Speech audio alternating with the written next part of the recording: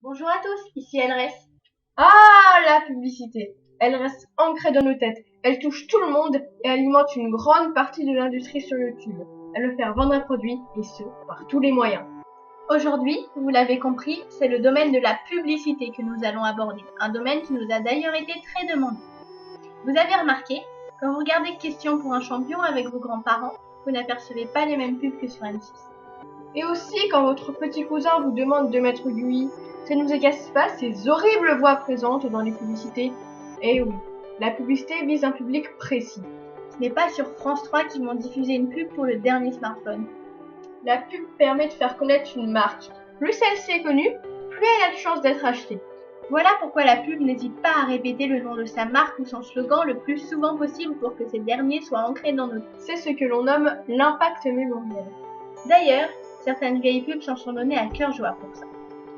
En parlant des slogans, très souvent, ils riment afin qu'ils rentrent dans nos têtes. Carglass répare. Commerce.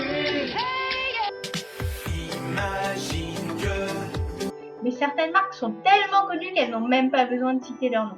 No one cares.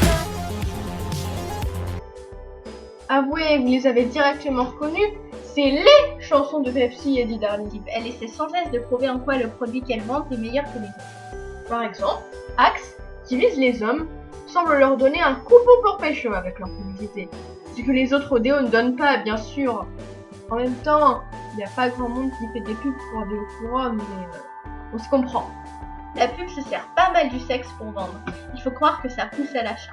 En tout cas, la publicité ne se montrera en général pas trop explicite sur le sexe pour ne pas déplaire à son public. La publicité ne fera jamais l'erreur de dire quelque chose qui ne met pas tout le monde d'accord. D'ailleurs, la pub n'exprime pas toujours d'idées, à part celle disant « mon produit c'est le meilleur ». Mais lorsqu'elle le fait, elle a tendance à flatter l'acheteur. On peut par exemple parler de la campagne d'Always. On voit clairement qu'elle vise les jeunes filles et leur donne une idée positive qui leur donne donc par conséquent une bonne image de leur produit. Attention, on ne critique pas la pub, mais c'est juste pour vous donner un exemple. De plus, la pub crée un besoin. Évidemment que les publicitaires veulent pousser à l'achat. Elle tente toujours de convaincre le consommateur qu'il faut acheter son objet pour mieux se sentir.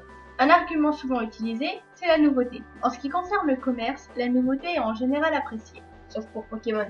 Elle suscite toujours l'intérêt de l'acheteur. Puis, avoir le dernier smartphone à la mode, ça nous donne l'impression d'être dans le cours du temps, d'être tout sauf dépassé. Bref, la pub fait vendre, et ce, par tous les moyens. Mais où est-ce que vous voyez toutes ces pubs? Arrêtez!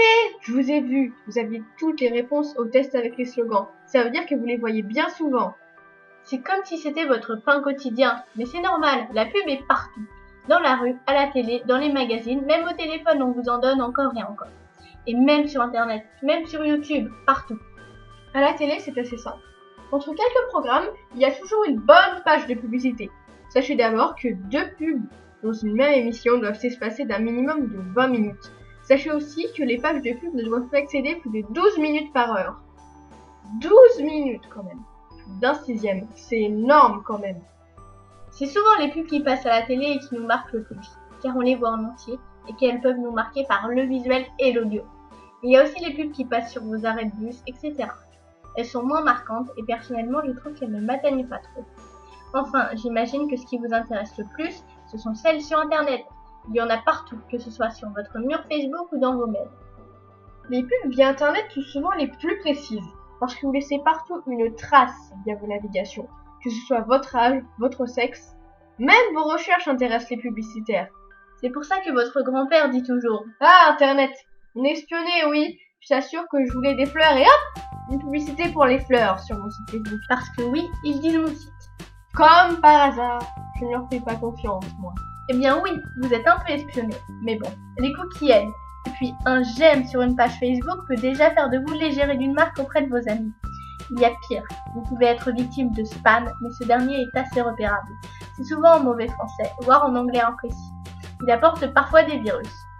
Mais il faut aussi voir le bon côté des choses. La pub permet de rendre du contenu gratuit, notamment sur YouTube, où certaines vidéos sont monétisées. Imaginez, sans monétisation, la vidéo que vous regardez actuellement serait peut-être payante.